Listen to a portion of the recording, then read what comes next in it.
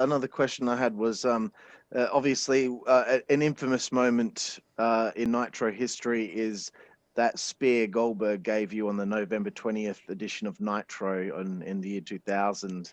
Um, Yeah, what do you guys think about that spear? Fuck, it's the best one he ever hit. Yeah, the best Dude, Goldberg spear. I'm with you on that one because actually Jimmy Yang, you remember Jimmy Yang? Wang Yang? Yeah. Mm-hmm.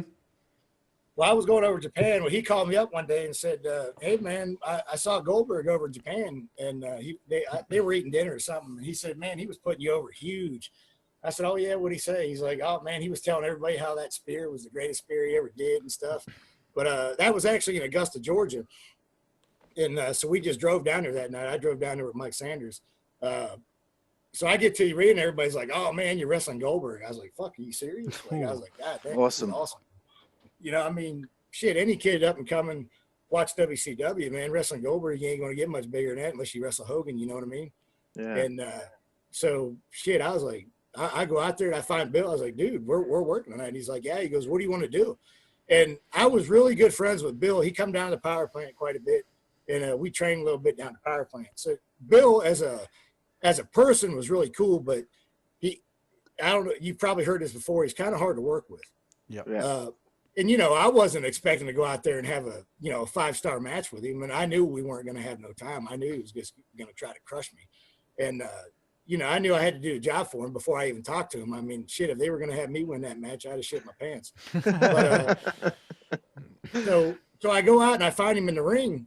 And I said, look, Bill, I said, I don't know what you plan on doing, but I said, I got an idea, man. I think this is going to be good.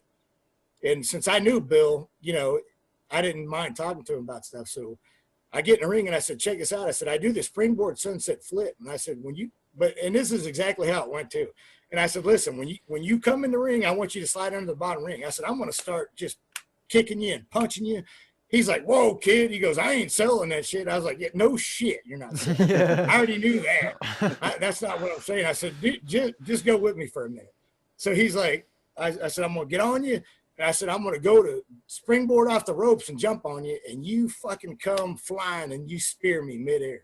He's like, God dang. He goes, I'm going to fucking kill you. I said, I know. It's going to be awesome. And, I used to train with him. So he knows I'm not no pussy. So I said, listen, let's try to time it out and let's do it. So we did it a couple of times, and the timing was awesome from the get-go. And then he kept going, man, I'm not doing it. I said, bro, you got to do it. And, yeah, he didn't want to hurt me. And I said, Bill, come on, man. I said, are you going to hurt me? Probably. I don't give a shit. I said, this is going to fucking be awesome. So we did it a couple more times, and he really didn't want to do it.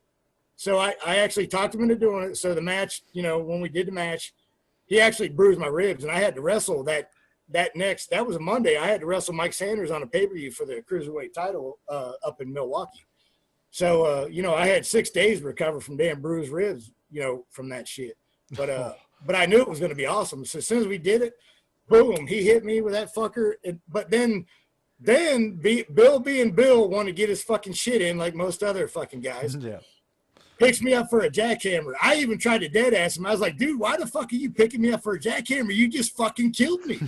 I said, if a fucking train ran me over, it fucking wouldn't have been no worse, And he picked me up for his jackhammer. It actually hurt me worse because my ribs were already bruised.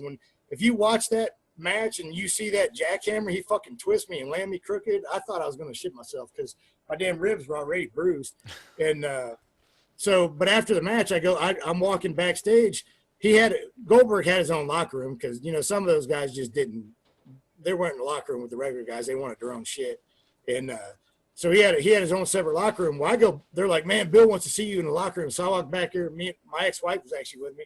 So we go in the room, man. He gives me a big hug and he goes, dude, I don't know how to thank you enough for that. He goes, that was fucking unbelievable. He goes, he goes, I owe you big time for that. He goes, I can't believe you did that for me.